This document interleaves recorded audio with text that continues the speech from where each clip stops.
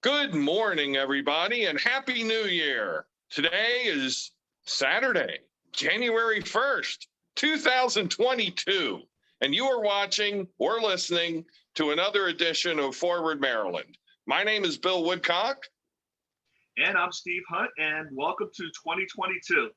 Let's do Steve, this. Howard, it's 11 hours and 13 minutes into the new year as of the time of this recording. How are your New Year's resolutions holding up? They're holding up fine because I haven't had much time to screw them up. How about you, sir? So far so good.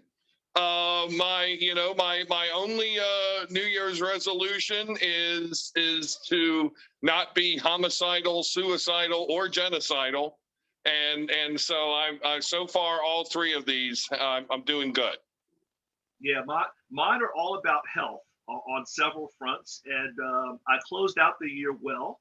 On the physical side, my son is going into high school next year, and so he's a baseball player. So he has decided he needs to really work on getting healthier and stronger and all of that good stuff. So I am tapping into my many moons past of working out, and so we are working out together. So it's helping both of us. So the kid can get ready for high school, the old man can live long enough to see him play in high school. That's excellent. That's always an admirable set of resolutions to have. So before we get into the meat and potatoes of today's podcast, since it is the start of the new year, and we thank you for joining us for this fine production, I'd like to talk a little bit about who we are and why we're here. So we are both based in Howard County, Maryland. I live in Columbia, Maryland.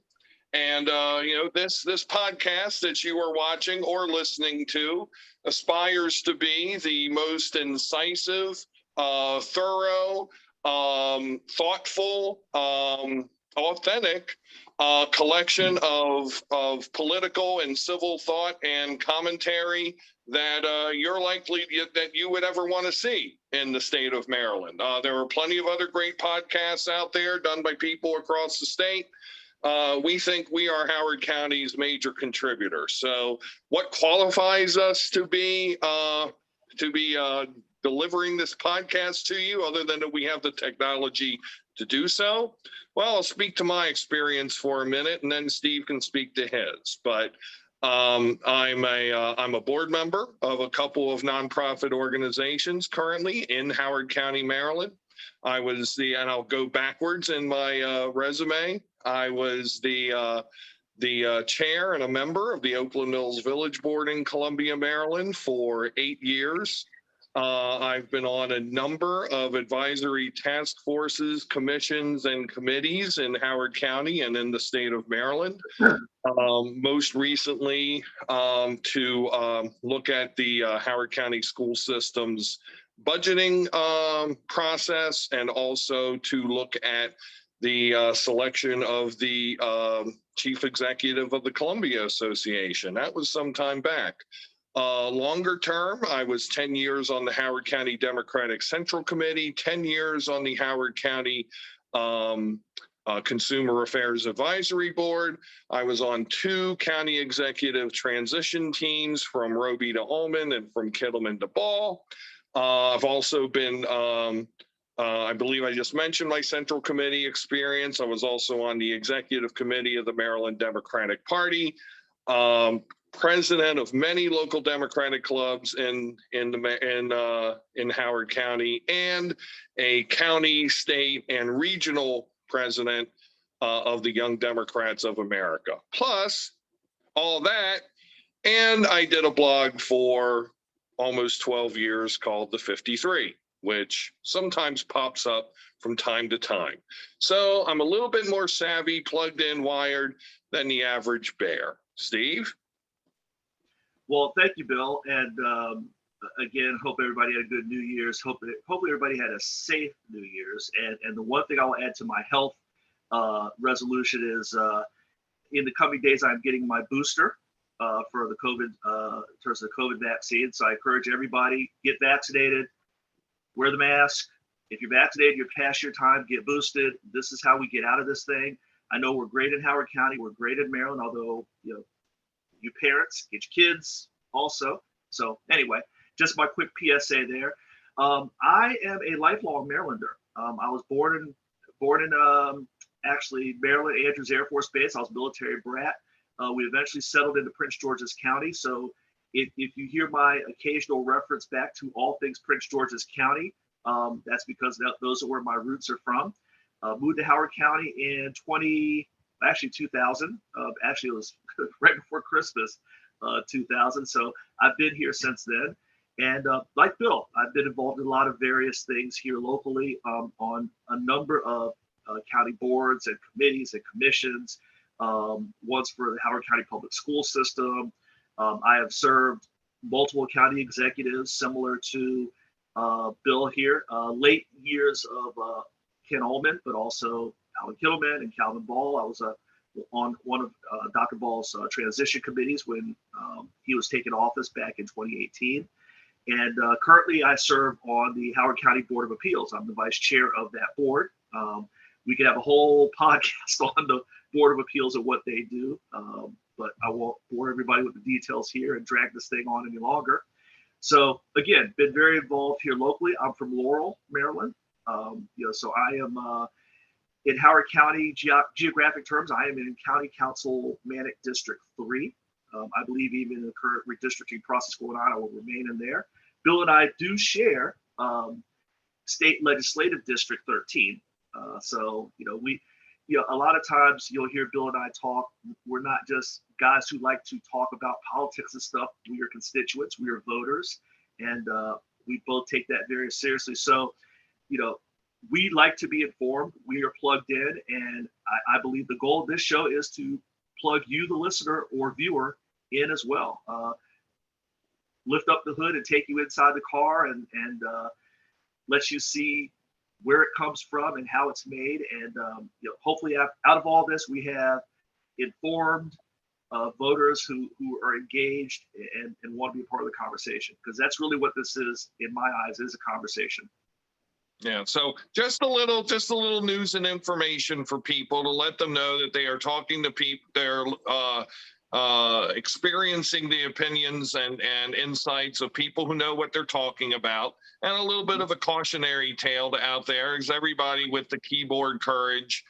People like to take shots at the king, and they just keep missing. So, and I believe as James T. Kirk said in Star Trek II, The Wrath of Khan, you're like a poor marksman. You keep shooting arrows, but you keep missing the target. So with that, we now go into our meat and potatoes for today's podcast production.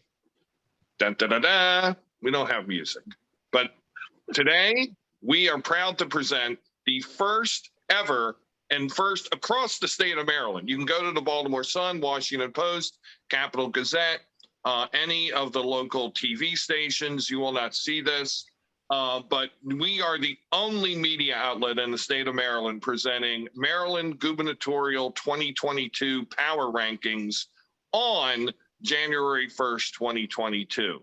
Check it. So, Steve, without any further ado, so what we have done for those out there in viewer and listener land is we have selected our top 10 candidates, regardless of party, and we have ordered them. And so we are going to talk about the way we see the race as of today, still 10 months plus before the election. So a good place to start is at the bottom. So at number 10, Steve, I have former Lieutenant Governor of the state of Maryland, Republican candidate Michael Steele. Michael Steele is still out there exploring. He's still thinking. He's still considering. The deadline to file is in about 6 weeks. So in the words of my grandmother, which I will abridge, which I will clean up, you better poop or get off the pot, Lieutenant Governor Steele. Time's a-wasting. Not just to announce, but to run a campaign that's going to be successful, and not just the general, but certainly what can be quite a crowded Republican primary. Steve, who you got? Well, I hope I'm not breaking the rules here, because this is my first time being a partner in the top 10. But I've got a tie, and I do have Ties are okay. Okay. So I do have the former lieutenant governor of Maryland, Okay. but I also have the former Anne Arundel County executive, Laura Newman. Like Chairman Steele, although I will say she has taken it a step forward, she has formed an exploratory commission. And for those of you who are unfamiliar with Laura Newman, or for those of you in Howard County who say, that sounds familiar, she was the head of the Howard County Economic Development Authority before she moved over to Anne Arundel County, was county executive from 2013 to 2014. And the interesting thing about Ms. Newman is she was a Republican as a county executive, and I'm assuming otherwise. She has switched her affiliation to Democrat and is exploring this as a Democrat. But if she gets in, she would be the sole female candidate on the Democratic side. Obviously, there's a woman on the Republican side we'll be getting to later. So I put her in at number 10 for the same reason I put Chairman Steele, because you got to mention the name, because there I could see an impact of her getting in the race, as with Chairman Steele, but neither one of them are in the race. So I've got a former county executive and a former lieutenant governor at number 10. Very good, very good. And so that is a perfect dovetail into my number 9, who is indeed former Anne Arundel County executive Laura Newman, who I put above Steele, not just because they're also in the same place, exploring, figuring it out, but because I think that if she gets into the Democratic primary, I think she could be a formidable candidate. There, as you noted, Steve, there is no female candidate in the race. One would imagine, and many levels of shame to the Democratic Party in Maryland for that not being the case. She's a well-known figure in Central Maryland.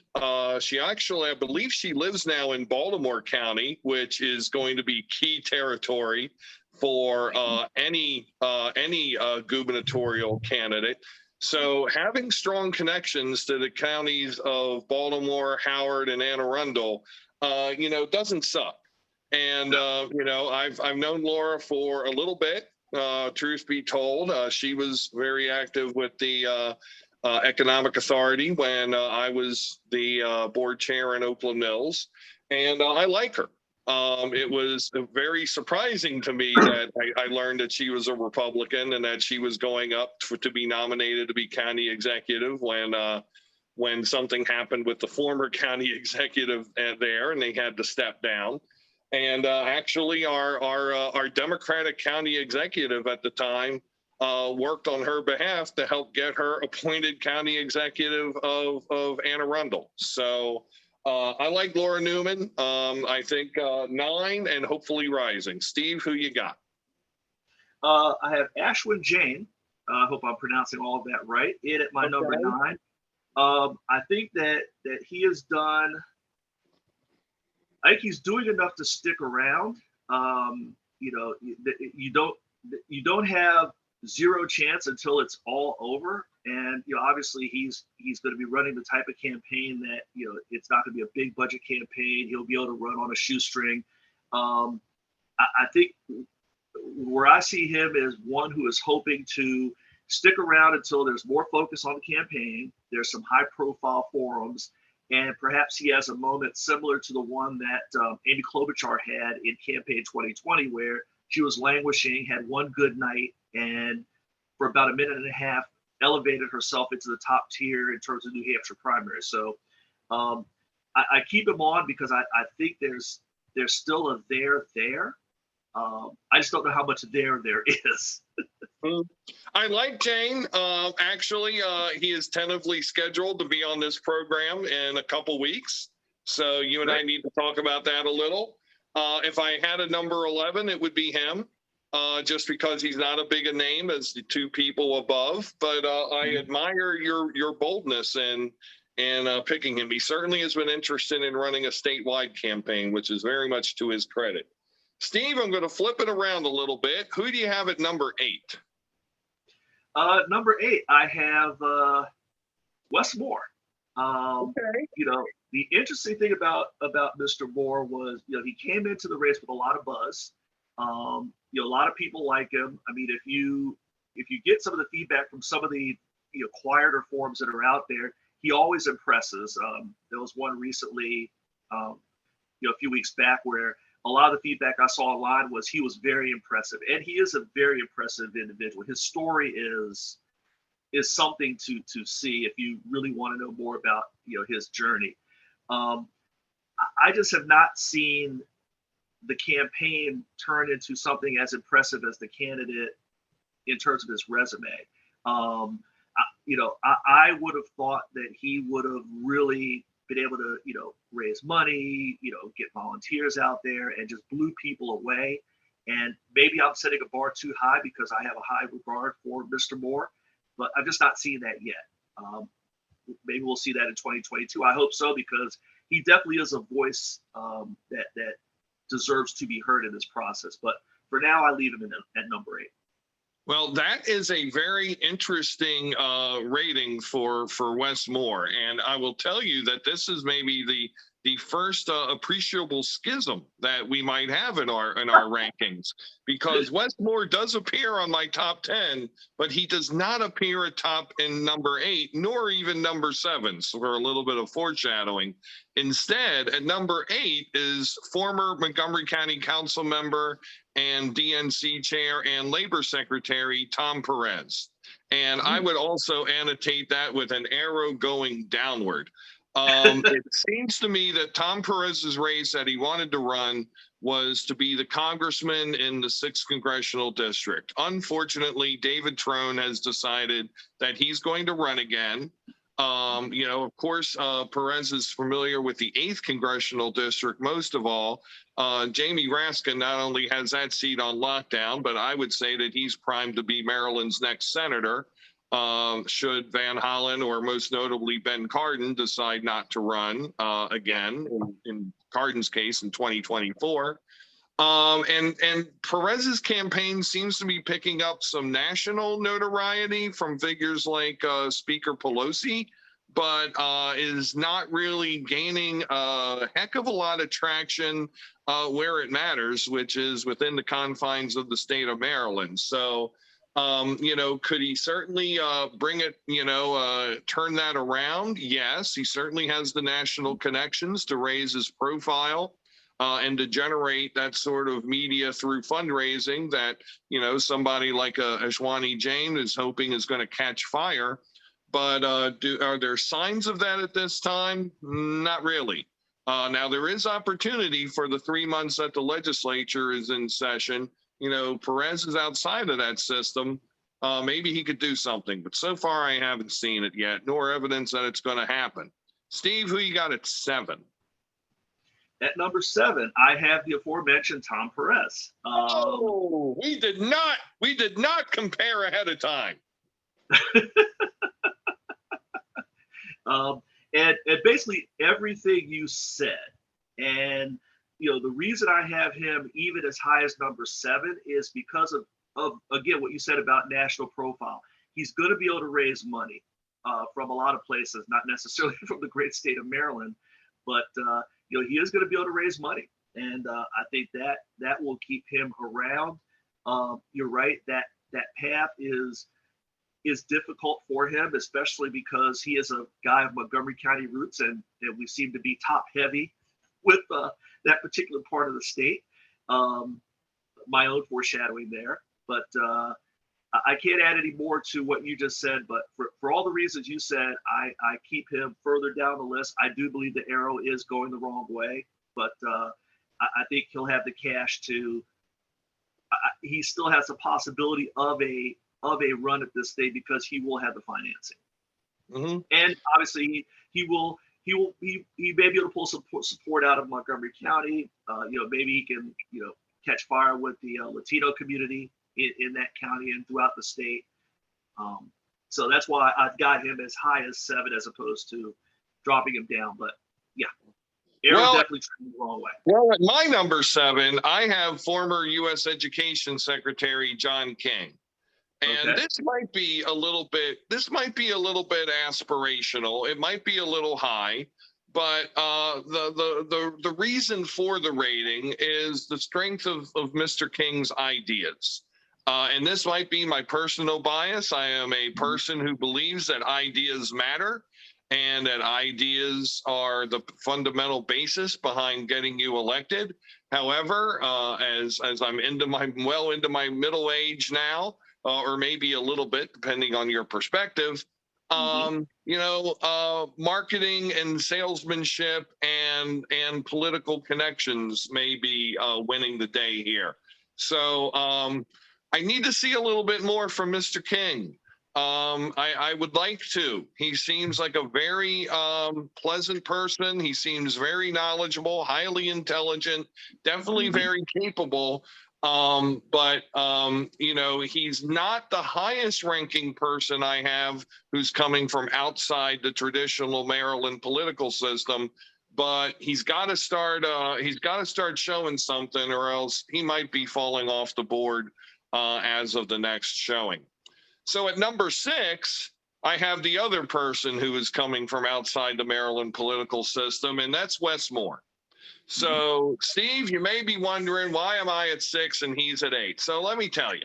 And I did not consider, well, I slightly considered, meaning I considered and then went, nah.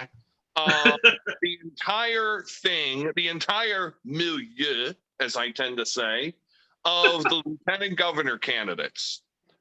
Nobody votes for lieutenant governor. However, I like what Wes Moore did with his selection for lieutenant governor, selecting former state delegate Aruna Miller, acknowledges his own weakness in terms of being able to work within Maryland government, specifically work with the legislature. Former delegate Miller was a very knowledgeable, very experienced, very well-connected member of the legislature when she was representing as a delegate from Montgomery County. And unlike some of the other choices I've seen in this cycle, and certainly in the last cycle, she is qualified to be governor of the state of Maryland. So I applaud the insight. Frankly, I applaud the humility that this man has to hire somebody who, frankly, is smarter than he is right now in terms of operating with state government. So on the strength of that, and then plus also, the connection, and again, as they say, voter-rich Montgomery County is prime in this thinking. I put him at number 6. Where are you who heads up your bottom 5? Who heads it up is the aforementioned John King. I think there's still a there with Mr. King. I believe that his I don't know what you want to call it, his quals or his resume that includes a lot of experience in the area of education is huge in the state of Maryland. The next governor is going to be looking at what to do with the blueprint, if I can say that correctly. And even now with the Omicron variant with coronavirus, a lot of chatter about what should we do with schools? Should they stay open? Should we go back to hybrid? I just think that those issues, I'm sure thanks to our friends on the other side, we'll get some CRT thrown around and about. His experience in that area, I think, gives him a certain level of heft. You can really draw lines between education and other things. So is it enough to put him into the top 5? No. But of the next 5, if you said to me, pick somebody out of this bottom 5 who can catch lightning in a bottle and really get after this thing, especially from the progressive side of the house, I'm looking at John King. Very good. Not to be confused with CNN's John King by any stretch of the imagination. Yes. So he has a board that is not a whiteboard. Exactly. He has a magic wall. Exactly. So a very good choice. So we each have from 6 through 8. We have different permutation of King, Perez, and Moore. By the way, it should be good to mention that all 3 of these candidates are Democrats. We had dropped that. And so, Steve, where are you as you round out your top 5? Who do you have as number 5? Number 5, I have former Prince George's County executive Rashard Baker. There's a lot to like about Rashard Baker. I think that there's certainly an opportunity there for him. Number 1, he is from another voter-rich county, especially within the African-American community, Prince George's County. Again, as I mentioned earlier, my former home there. He has a very good reputation coming out of that county. There is a reason that current Prince George's County executive Angela Alsobrooks decided not to make a run and immediately back Rashard Baker. That I think will give him a lot of cred in terms of the voters in Prince George's County. You mentioned the lieutenant governor pick of Wes Moore. I like the fact that Rashard Baker reached up into Montgomery County. I don't know if Nancy Navarro has the same heft as a Aruna Miller, but she certainly has legislative experience. So Rashard Baker is making the same statement of, hey, I've run a county, but as far as the legislative process, I need somebody who at least has seen it. I know it's been a number of years. And again, I certainly think Aruna Miller, I think you could argue that she's better suited to be governor if that needed to be done right away than Nancy Navarro, but not a bad pick. Also taps you into Montgomery County, may also tap you into the Latino community. There's a lot of good about that pick that former executive Baker made. So yeah, I just keep looking at that guy and I keep thinking he got 30% of the vote last time around. And I think there's a there for Rashard Baker. Well, so he's my number 5. Well, so my 3 through 5 are nearly interchangeable. I would say there's probably a nickel's breadth apart. But when I got into my top 5, I started thinking about in a general election who would beat whom. So that foreshadows I've got at least one Republican in this crew too. And this person could very easily have been my number 3, and perhaps next month or later he will be. But my number 5 is also former Prince George's County Executive Baker. Also very impressed with the Navarro selection.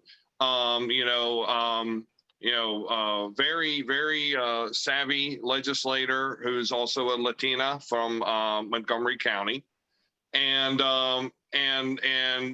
has really pivoted. I mean, he's weathered a very serious personal storm in the fall and winter with the loss of his wife, but has pivoted with a very positive message of renewal and hope for the state of Maryland. And I'm looking forward to seeing that campaign. I mean, I would definitely put this campaign's arrow up, given the next month or so. At number 4 is former Maryland Labor and former Maryland Commerce Secretary Kelly Schultz, a Republican candidate. I had originally had Schultz as the leading Republican. Again, I don't see her as that anymore. In my last message, in my last ranking, and in this one,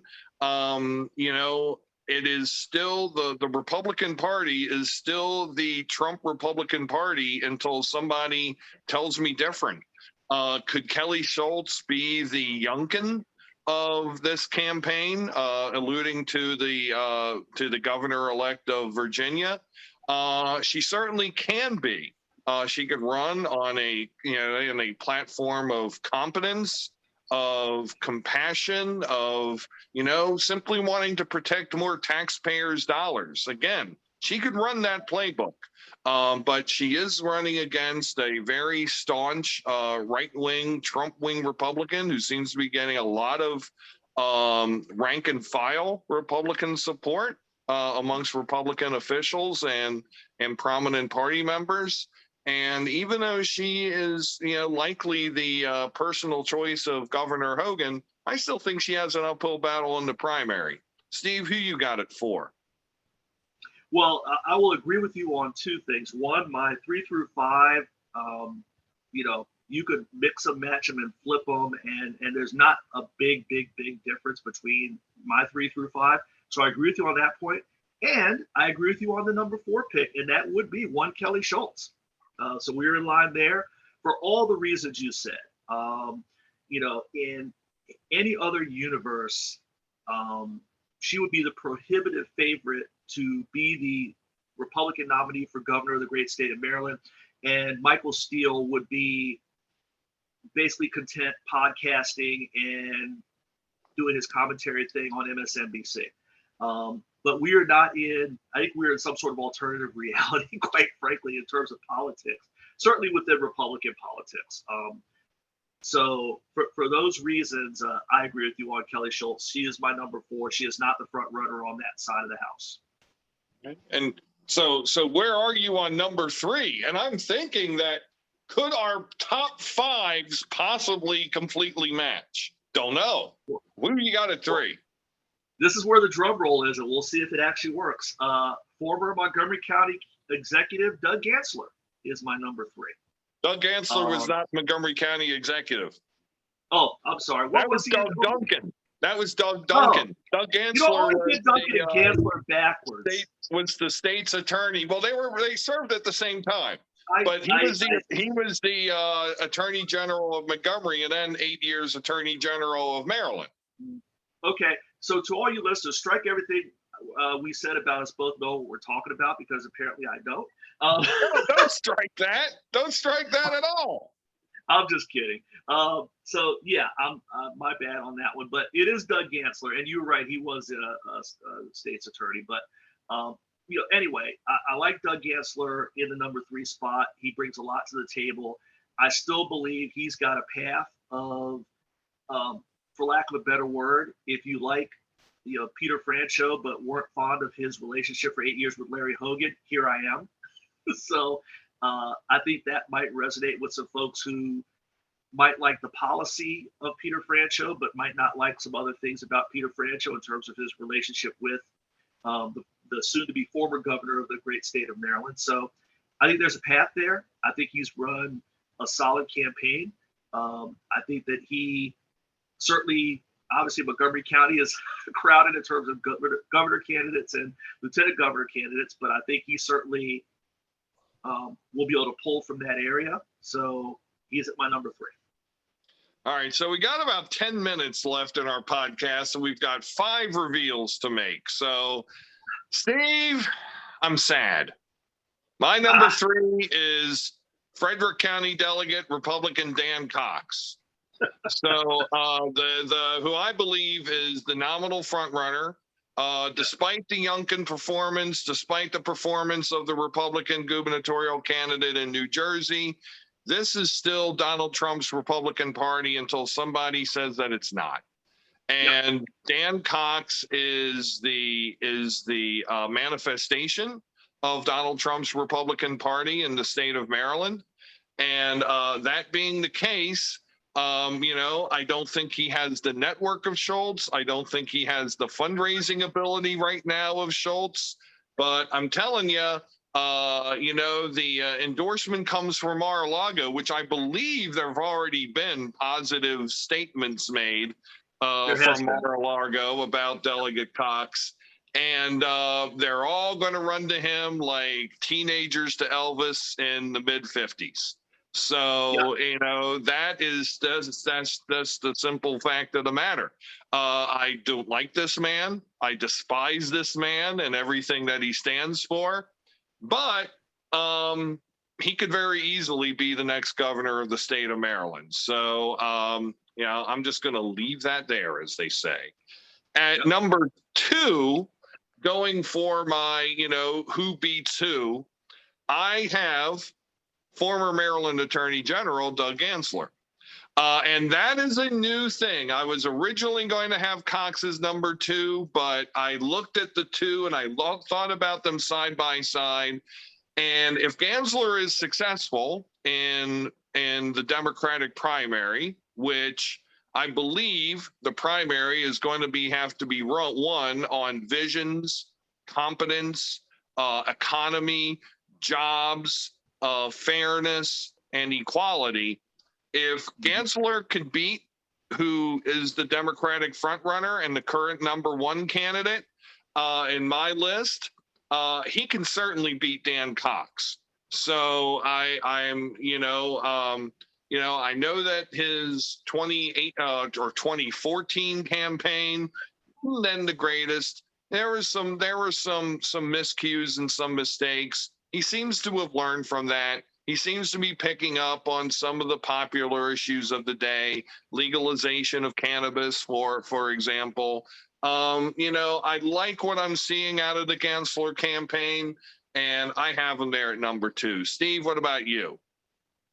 Well, at number 2, I do have Delegate Cox, and it's funny. I was coin flipping between the two, and you're right. Who beats who? I gotta say, and it gives me no pleasure in saying that I think Cox, not only is he the front runner for the nomination, but he has a puncher's chance of winning the whole thing. I think the difference between him, and I know there's a lot of comparisons to Glenn Youngkin, is Glenn Youngkin, he basically ran a campaign of Donald Trump in a Mitt Romney costume with the whole sweater vest and all that. He seemed very non-threatening, which I think pulled voters that he had no right pulling. And I'll also put some of that on the McAuliffe campaign, but we won't rehash the Virginia gubernatorial race. I don't think Delegate Cox can clean himself up that much to pull enough voters out of the great state of Maryland, because he's got January 6th that is hanging over his head, and there's no way out of that one. And I think there are going to be voters who say, oh, hell no. And the very, very clear Trump endorsement, there's going to be some voters who say, those Dems and others who went to Hogan are going to look at all of that, and they're going to say, no, don't think so. So, could he, possibly, but I put him at number 2 because I think that depending on where we are with a lot of things, COVID and some other things, there could be an opening for somebody like a Dan Cox. It would certainly be crazy because he's no Larry Hogan, he's no Bob Ehrlich, but we are in a crazy time right now, and that would just add to the crazy of that man being the governor of the state of Maryland. But so that's why I put him at number 2. It could have went either way with that one. As you said about Doug Gansler, I love a lot of what's coming out of that campaign. I think that he's definitely positioned himself to get this thing done. So we'll see if he can beat the number 1 person. So at number 1, and I believe we're gonna be in agreement on this one, would be Maryland Comptroller Peter Franchot. So Peter Franchot, I believe, made a solid choice with the councilwoman from Prince George's County. I personally would have preferred somebody from the Baltimore area. I do understand that there were some feelers put out to some prominent elected officials from the Baltimore area, but I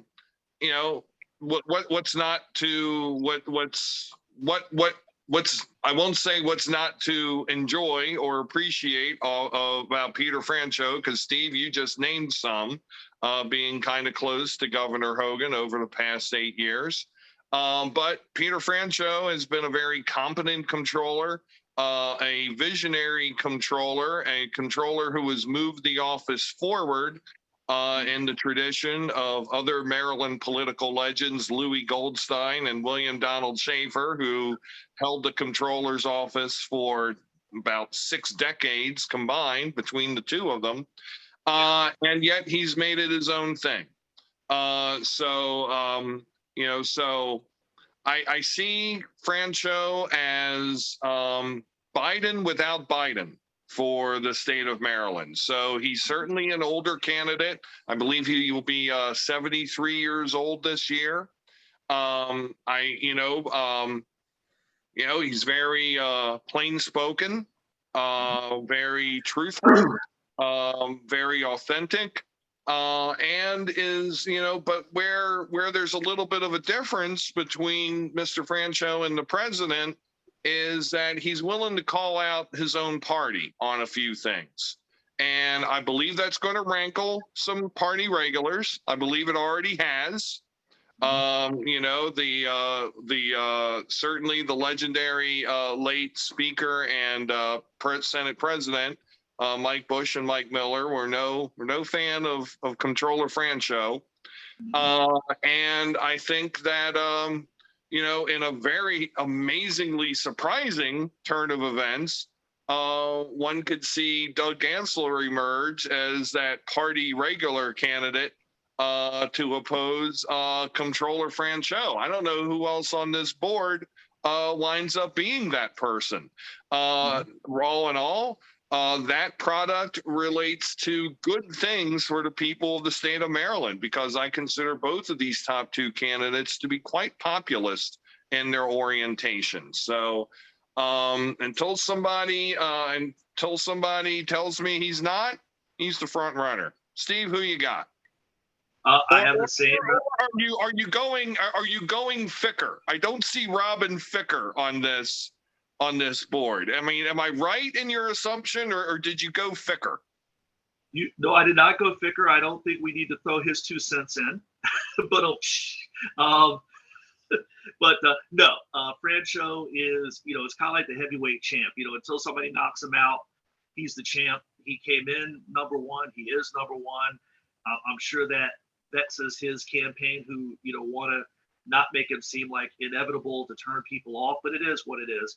And the interesting thing I find here on both of our lists is, if you look at our top 3 Democrats, Franchot, Gansler, Baker, I think that points to something, and I think that's the fact that if you look at the Democratic Party and they look at 2014 and who the nominee was, and 2018 and who the nominee is, or was, excuse me, I think there is, it really mirrors Biden winning in 2020 at the national level. I think Democrats in Maryland are going to want somebody who, has experience, who they can look at and say, yes, this person can be governor, who, the other side can't cut up as radical or, some of the things that were quite frankly thrown around in 2018.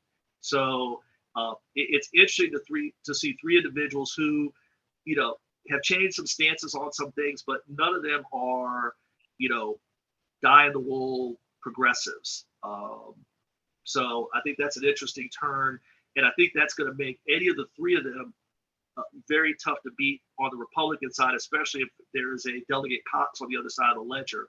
But Franchot is definitely the number one in my book right now. Well, and I will add to that, and all 3 have run for governor before. Yeah, that's true. Franchot pulled out in the primary, but Gansler in 2014. Franchot pulled out of the primary in 2014. Gansler finished, I believe, second or third in 2014. Actually, I think he was second. And Baker ran in 2018 and finished second. So quite interesting how the top tier has evolved. We have reached the end of this fine podcast production, and Steve, I will share, on this list, there definitely is a solid top tier and a second tier on the Democratic side. On the Republican side, there seems to be more one tier. We did not mention people like John Barron, the Democrat, or Robin Ficker, the Republican, because they don't seem to be, tracking that much on the radar right now. But there is still opportunity, and there is still a place for somebody to jump in, I think, on either side and rock this field, whether that is a Mike Steele on the Republican side, I don't know. Whether that could be a Laura Newman, or, is there some complete, dark horse candidate who does something unexpected, and I'm not saying I'm hearing any speculation or I'm thinking about this, but does, a Ben Cardin say, I think it might be awesome to be governor of Maryland, after having flirted with that, back before Governor O'Malley first ran. or somebody of that nature who decides to jump in as possibly a unifying influence and ensure that the governor's mansion stays Democratic. Because I think what I'm hearing and what we've both been talking about is that regardless of whoever the Democratic candidate is, that we're according a good chance to the Republican to still emerge victorious. And so that suggests the possibility of some last minute, major surprise entry. Not saying it will happen. I'm saying it could. Well, at this point, I think the surprise would have to be major, because since we have already crossed, over into 2022, I don't see an upstart getting it. It's going to have to be somebody who can ramp up quickly, raise money quickly, and really make a sizable push, including a monster kickoff that really gets people talking. So, Michael Steele, I think, can do that because of his network. Laura Newman can do that because of her network. Obviously, a Ben Cardin could do that in a heartbeat because of his network. So, there's probably only a handful of individuals who aren't in this thing right now who can get in at this point and make an impact. But you're right, it's not impossible. I doubt it, only because I don't think that the primary field on the Democratic side is such a mess that a Ben Cardin would say, oh my God, we're going to get, this individual who's leading the pack, who's going to win this thing, who's going to get blown out by, a Dan Cox. I need to get in to make sure this doesn't happen. I think that I don't know why a Democrat like a Van Hollen or a Cardin or anybody else, or Trone, would not be comfortable with a ticket headed up by a Peter Franchot, a Doug Gansler, a Rashard Baker. So that's the one mitigating factor. Is I don't think there's nobody who looks like they're going to win. Who would say, oh my God, this person is setting themselves up to get smashed, and we are going to get smashed with them. So I think that might be the only thing that holds off a major surprise. But and entirely on the outside looking in, former presidential candidate and Maryland Congressperson John Delaney. Yeah, totally on the outside looking in. It's funny. I had him getting in this time because he clearly has, certain ambitions. He had a lot of money, as they say. Boy got cash. I was surprised that he decided not to make a run at this thing, and it doesn't look like he's going to make a run at anything. Quite frankly. I mean, he could not be that unifying candidate. He has the charisma of a peanut butter sandwich. Yeah, but politicians, they don't believe that until they let him go in there and get his 8% in the primary and see how he does. Yeah, but you're right. I think that he would be one because of his own money that he could. But again, I don't see a Delaney looking at this field saying it needs saving. I think that I don't think anybody like that would look at this field and say that I need to come in and save the party from itself. I think we've got a good field on that side. Well, Steve, we have come to the end of this fine podcast production. Any closing thoughts on your end? No, just again, good to be part of this podcast. As for those who don't know, I was a former guest on the show, then guest host, and then Bill was kind enough to bring me on the team on a full-time basis. So I'm glad to be part of the team. Looking forward to 22. Anybody who knows me knows I am a political geek. So an election year, especially in Maryland, because of the way Maryland does elections, it's all out there at a state and local level. Bill and I will be talking about it from, Howard County races. We get some other counties into the mix. So, could not be a better time and a better year for my first full year as a co-host on this program. Thank you, Bill, and thank you everybody for watching, listening, and looking forward to the conversation going forward. Yeah. So thank you, Steve, and thank you for viewing or listening, maybe both. We encourage that you do both. I should have said this at the beginning. I'll say this at the end. Please feel free to like and subscribe to Forward Maryland channel on YouTube. Yay. And we are going offline right now to strategize some great future happenings, but we will come at you in about a week with another amazing edition of Forward Maryland. For Steve Hunt, I'm Bill Woodcock. Have a great day, everybody. And again, Happy New Year. Take care.